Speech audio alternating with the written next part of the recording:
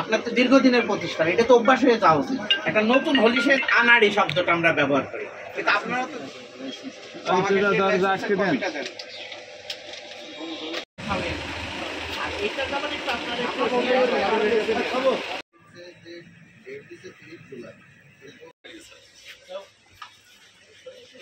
যে আমরা মেহেরপুর আর্মি ক্যাম্পের থেকে একটা তথ্য পাই এবং বাংলাদেশ সেনাবাহিনী এবং ভোক্তাধিকার সংরক্ষণ অধিদপ্তর আমরা যৌথভাবে এখানে একটা বেকারিতে আমরা আজকে অভিযান করি।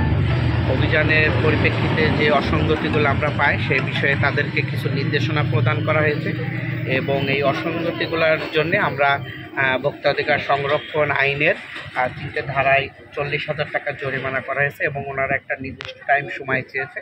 সময়ের ভিতরে ওনারা ওনাদের যে সমস্যাগুলো এগুলো ওনারা সমাধান করবে। যদি সমাধান করতে কোনো সমস্যা মানে ফেস করে যে এটা কী করবো, সে নিরাপদ খাদ্য এবং ভোক্তাধিকার ওনাদেরকে সার্বিক সহায়তা দেবে যে কিভাবে কি করলে ওনারা যাতে ভবিষ্যতে আরও মানসম্মত পণ্য করে। আর ওনাদেরকেও আমরা সতর্ক করছি।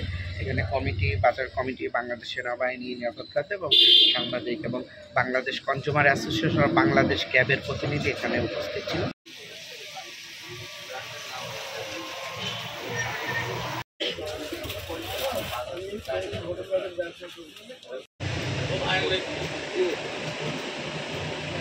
সিল দেখে মানে করা যায়, মানে বোঝা যায় যে আপনি দিচ্ছেন মেয়াদ উত্তীর্ণ আর এটা হলো উৎপাদন তারিখ বাদে, এটা যেমন একটা ক্রাইম।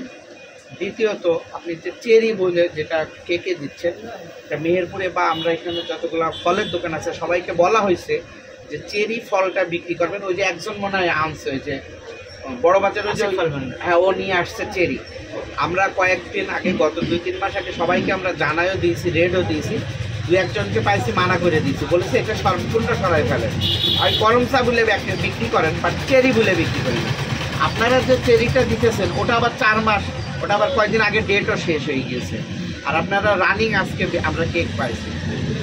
আর পরিবেশের বিষয়টা হলো রং 2টা পাইছি, ওই যে আপনার বাকি রঙগুলাতে আপনারা দেখছেন যে ডেট মেট সব কিছু আছে এবং ওটা কোন কোম্পানি প্রতিষ্ঠানের আছে। আর আপনি যেটা দিচ্ছেন জাস্ট মোশাররফ সারা বাংলাদেশে আমরা কোথায় থেকে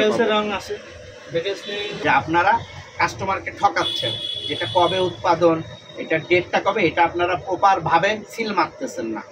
আপনারা বলতেছেন কর্মচারী অমুক সমস্যা, কিন্তু আসলে কর্মচারীর সমস্যা আপনাদের ভূমিকা কি? আপনার তো দীর্ঘদিনের প্রতিষ্ঠান, এটা তো অভ্যাস হয়ে যাওয়া উচিত। একটা নতুন হলিসের আনাড়ি শব্দটা আমরা ব্যবহার করি, কিন্তু আপনারা তো দীর্ঘদিনের প্রতিষ্ঠান, এটা তো হওয়ার কথা না।